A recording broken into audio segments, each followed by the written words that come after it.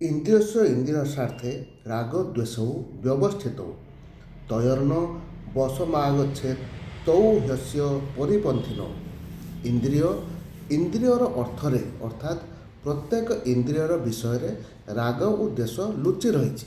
ମନୁଷ୍ୟ ସେହି ଦୁଇଟିର ବଶବର୍ତ୍ତୀ ହେବା ଉଚିତ ନୁହେଁ, କାରଣ ସେ ଦୁହେଁ ତାର କଲ୍ୟାଣ ମାର୍ଗରେ ବିଘ୍ନ ସୃଷ୍ଟି କରୁଥିବା ମହାନ ଶତ୍ରୁ ଅଟନ୍ତି। ଏହି କଥାର ଭାବ ହେଲା ଯେ ଯେଉଁ ବସ୍ତୁ ପ୍ରାଣୀ ବା ଘଟଣାରେ ମନୁଷ୍ୟକୁ ସୁଖର ପ୍ରତୀତ ହୁଏ, ଯାହା ତାହାର ଅନୁକୂଳ ହୁଏ, ସେଥିରେ ତାହାର ଆସକ୍ତି ଆସିଯାଏ, ଏହାକୁ ରାଗ କହନ୍ତି। ଯେଉଁଥିରେ ତାହାକୁ ଦୁଃଖର ପ୍ରତୀତ ହୁଏ, ଯାହା ତାହାର ପ୍ରତିକୂଳ ହୁଏ, ସେଥିରେ ତାହାର ଦ୍ୱେଷ ହୋଇଯାଏ। ବାସ୍ତବରେ କୌଣସି ବସ୍ତୁରେ ସୁଖ ବା ଦୁଃଖ ନାହିଁ। ମନୁଷ୍ୟର ଭାବନା ଅନୁସାରେ ଗୋଟିଏ ବସ୍ତୁ କାହାକୁ ସୁଖପ୍ରଦ ପ୍ରତୀତ ହୁଏ ତ କାହାକୁ ଦୁଃଖପ୍ରଦ ପ୍ରତୀତ ହୁଏ। କାରଣ ଲୋକକୁ ଯେଉଁ ବସ୍ତୁ ଏକ ସମୟରେ ସୁଖପ୍ରଦ ପ୍ରତୀତ ହେଉଛି, ତାହା ଅନ୍ୟ ସମୟରେ ଦୁଃଖପ୍ରଦ ପ୍ରତୀତ ହେବାକୁ ଲାଗେ।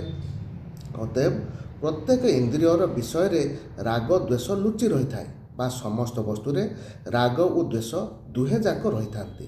କାରଣ ସେମାନଙ୍କ ସହିତ ମନୁଷ୍ୟର ଯେତେ ଯେତେ ସଂଯୋଗ ବିୟୋଗ ହେଉଥାଏ, ସେତେ ସେତେ ରାଗ ଦ୍ୱେଷର ପ୍ରାଦୁର୍ଭାବ ହେଉଥିବାର ଦେଖାଯାଏ।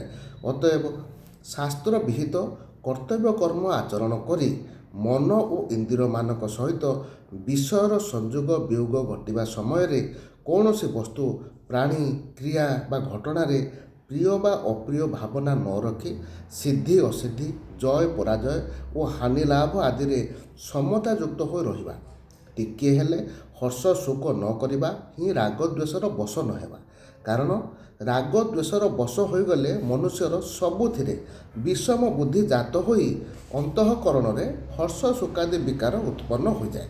ତେଣୁ ମନୁଷ୍ୟ ପରମେଶ୍ୱରଙ୍କ ଶରଣ ଗ୍ରହଣ କରି ଏହି ରାଗ ଦ୍ୱେଷରୁ ସମ୍ପୂର୍ଣ୍ଣ ଅତୀତ ହୋଇଯିବା ଉଚିତ। ମନୁଷ୍ୟ ଅଜ୍ଞାନବଶତଃ ରାଗ ଦ୍ୱେଷର ବଶ ହୋଇ ବିନାଶଶୀଳ ଭୋଗକୁ ସୁଖର ହେତୁ ବୋଲି ବୁଝି କଲ୍ୟାଣ ମାର୍ଗରୁ ଭ୍ରଷ୍ଟ ହୋଇଯାଏ। ରାଗ ଦ୍ୱେଷ ସାଧକଙ୍କୁ ପ୍ରବଞ୍ଚନା କରି ବିଷୟରେ ପକାଇ ଦିଅନ୍ତି ଏବଂ ତାଙ୍କର କଲ୍ୟାଣ ମାର୍ଗରେ ବିଘ୍ନ ଘଟାଇ ମନୁଷ୍ୟ ଜୀବନ ରୂପକ ଅମୂଲ୍ୟ ଧନକୁ ଲୁଟି ନିଅନ୍ତି।